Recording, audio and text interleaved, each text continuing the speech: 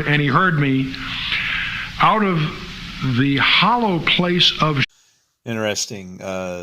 He's talking about, this is Missler, and he's talking about the book of Jonah and how when he's in the belly, he cries out from Sheol. And when you're in Sheol, you're supposed to be dead. Okay? So Chuck Missler points out that he was in there for 3 days, and then he was spit out from death. Well, it's pretty bad, I guess, when hell won't even receive you, right? Spit him back out on the shore, where he then goes to the house of fish and basically, he scares the crap out of them. And then, of course, they repent. It's interesting that, according to, and I have to say this, according to dry law, with no deviation, yes and no, Jonah does come off looking as a false prophet.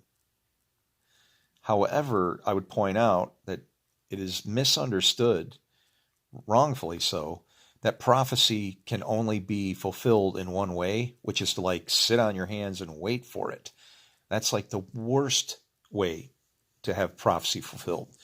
Because if you let the Lord do the work, that happens in the Lord's day, and that's not a good day. You don't want that day to show up. Read Amos 5 and see what the Lord's day is like. It's exactly as it should be, because darkness is created first, and then he rebuilds from there. And unfortunately, he has this thing about destroying the joint. Could not be his intention, but it just gets really bad really quick and unstoppable kind of thing, right? So, we got that going for us.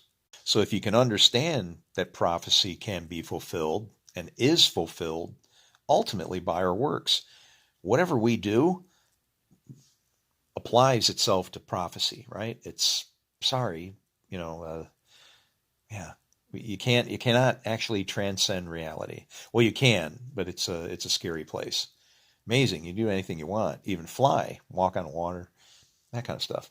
I think the point here, more than anything else, is that even death, sinning, still has a voice, still causes you to live. It's not the life you want to have, but you still live. Nobody dies.